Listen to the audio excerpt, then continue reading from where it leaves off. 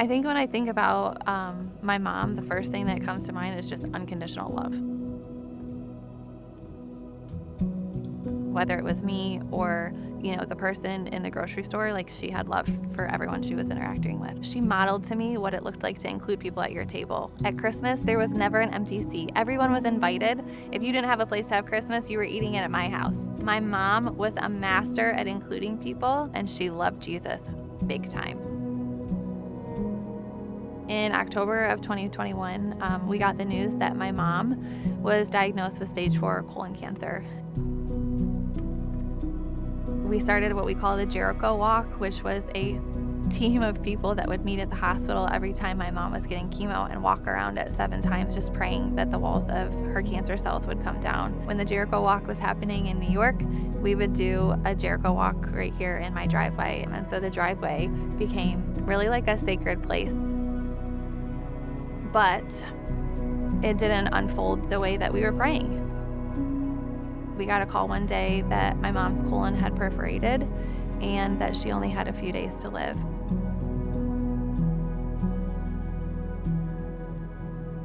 When we were still with my mom around, her bed, we got a call from our friend in Rwanda. My parents had done some work in Rwanda with their church and did a bunch of fundraising and capital projects to really love on this one community.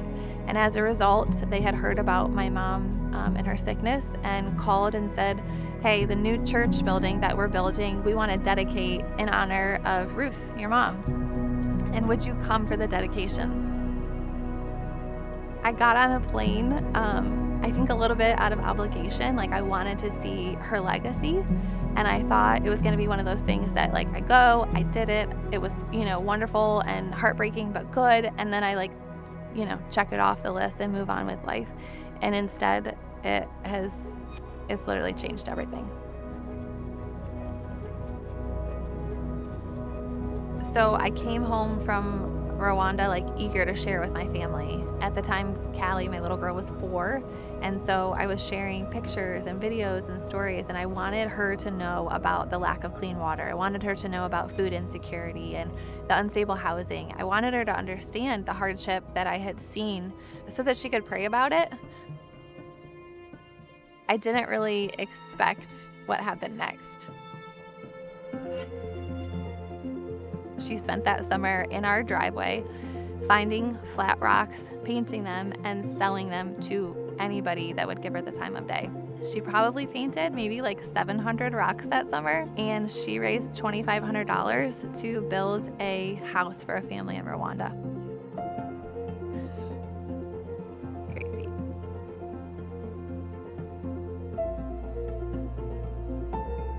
So I thought the rocks was gonna be it. That was awesome. But I got on a plane about a year later and went back to check on the progress of some capital projects in Rwanda. And again, came back, more videos, more stories, and this time a lot about clean water. Callie was really curious about water and asked me, how much does it cost to bring clean water to a town? And I said casually, about $10,000. And she looked at me square in the face and said, great, let's do 20. This time she decided that she was going to do mosaic coasters. She recruited her 2-year-old brother to help her make coasters too. And they sold them to everybody who has a pulse in the church atrium, the nurses at our office. Everybody, no neighbor is untouched. And as of today, she's raised $17,170 of her $20,000 goal.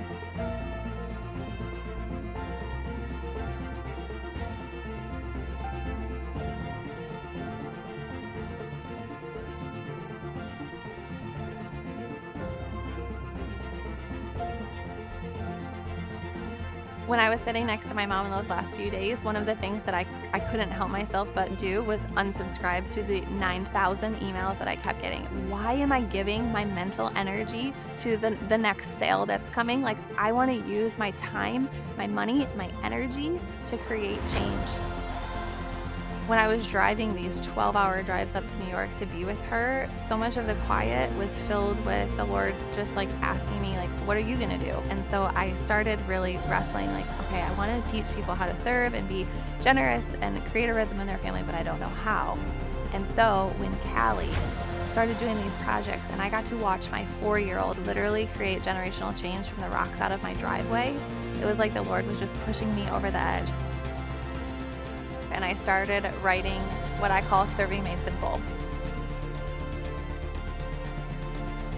And so Serving Made Simple has been a way for me to refocus. This is what I want to put my energy on. This is the legacy that I want to leave in my kids of loving other people, loving Jesus, and doing something about it.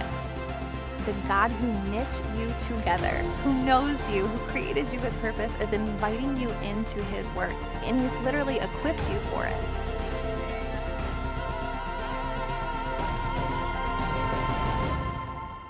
My whole life, my mom told me that I was valuable, that God created me with purpose, and that I was capable of what he called me to. And that's the kind of legacy that I want to leave my kids to. I want them to know about the hard things in the world, that there's brokenness.